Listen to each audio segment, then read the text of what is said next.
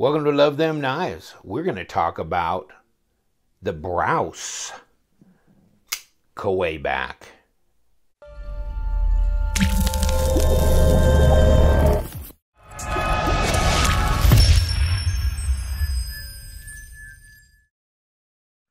Hey, thanks for joining me. LTK here. The Brous Hoback Kwaiback.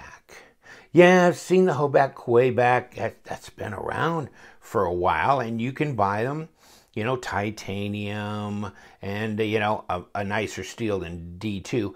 But this is less expensive. This is not $750, okay?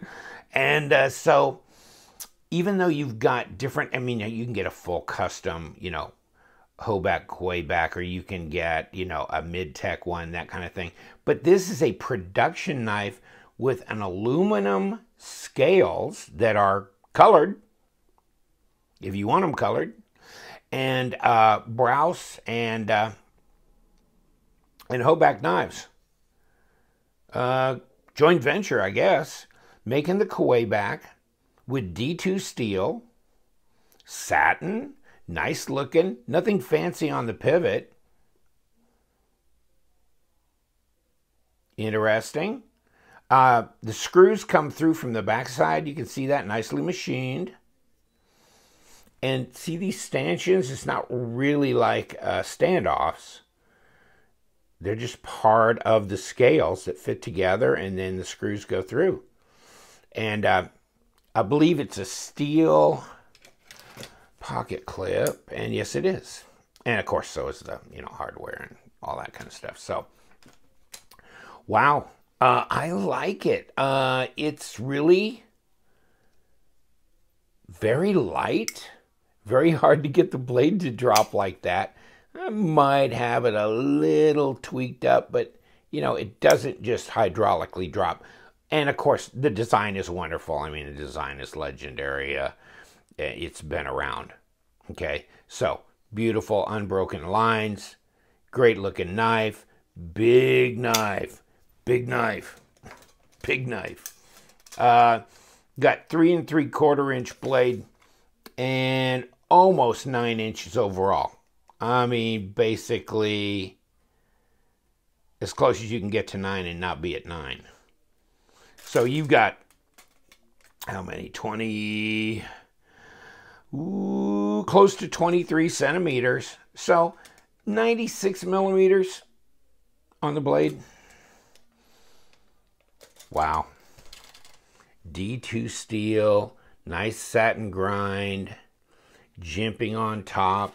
And I keep thinking that these, I mean, I thought, oh, these are made in China or something, but it says made in the USA.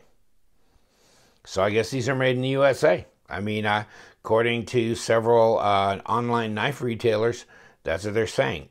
Obviously, it's a liner lock knife, which is kind of nice because then your fingers don't hit a lock bar and impede you from being able to flip this open.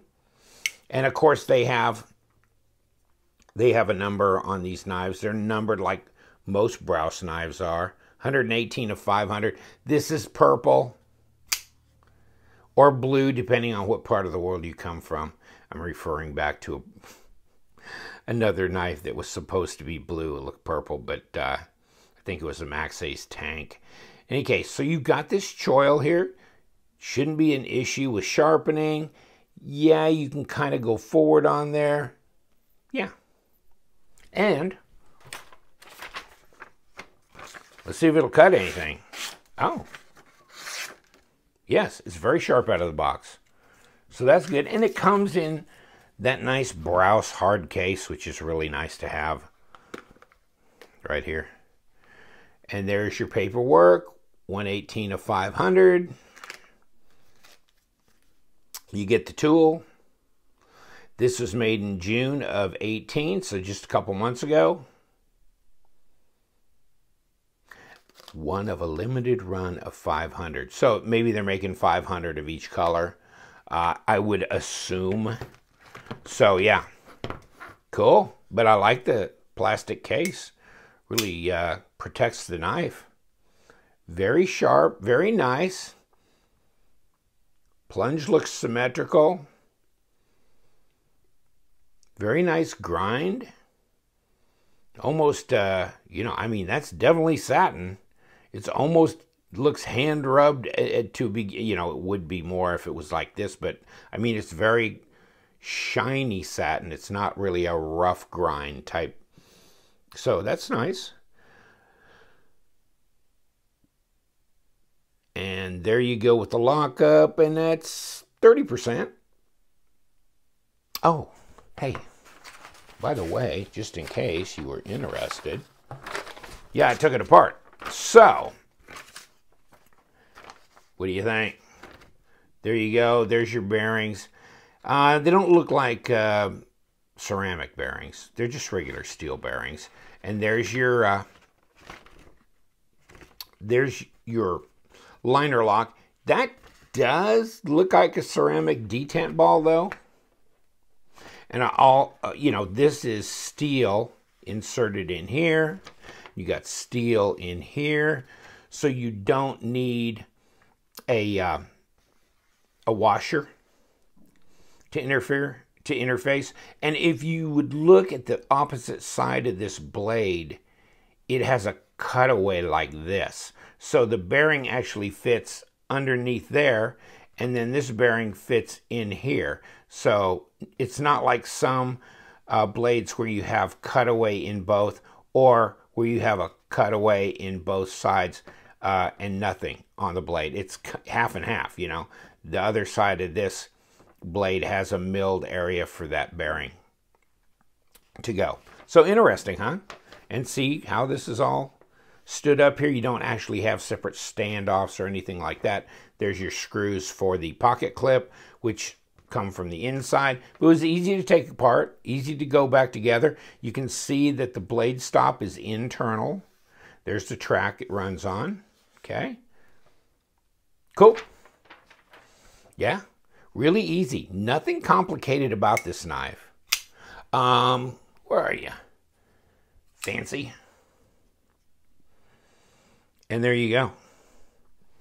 It's definitely a bigger knife than the Paramilitary 2. Let's get that away, out of the way. Flip it aspect ratio wise. Now the Para 2 will look pretty good sized, but still not as big as the Kwaiback. White Mountain knives, I'm going to give you the link to them. They have these in blue. I don't know if he's got them in any other color. So you'll have to check that site. I'm going to get the link from him and put it at the top of the comment section, also in the description section. Because, you know, if you use your LTK discount code, then you get 10% off. Which, I was going to look, how much are they? Oh, 150 bucks. Okay, so, you know, I pulled this up from Knife Center. It's the same color. See, and you can get them in, I guess, different. This is with a blacked out blade, so it's a little bit more expensive. But in any case, there gives you the specs. You know, 5 1/4 inch handle, long handle. That's why it's 9 inches overall. D2 tool steel, 59 to 60 Rockwell. There you go, 6061 aluminum. 1/2 inch thickness on the handle. So let's, where's my little caliper? There it is. Let's see what we got here. Yeah, exactly. Which is about 13 millimeters. And then this, 3 millimeter, looks like blade stock. Yeah, right at 0.11. So it slices really well. It's not real fat, thick blade stock, and it feels light. It really feels light. Let's check this out. Put it down on the grams. 116. It almost feels lighter than that, actually, though. 116 grams, which is 4.1 ounces. So for a 9-inch knife, 4.1 ounces is pretty light. You know, I can't shake this out. The detent is pretty strong on this one. I mean, I tried like off camera, like pretty hard. and not preserve my shoulder integrity, my rotator cuff. But no, it's, ooh, that's pretty solid. That's pretty solid detent, which is nice. But that's pretty strong detent. I would say that detent, whew, it's a 6.5 to a 7. It really is. You know, this just buries in here. It just disappears, doesn't it? That blade. Man, that's strong. That's strong. That's strong detent. So you got a big long blade, a long knife, not that fat, not taking up a lot of real estate per se, because this is not that tall. Let me see if I can grab this. And yeah, you know, a little over an inch.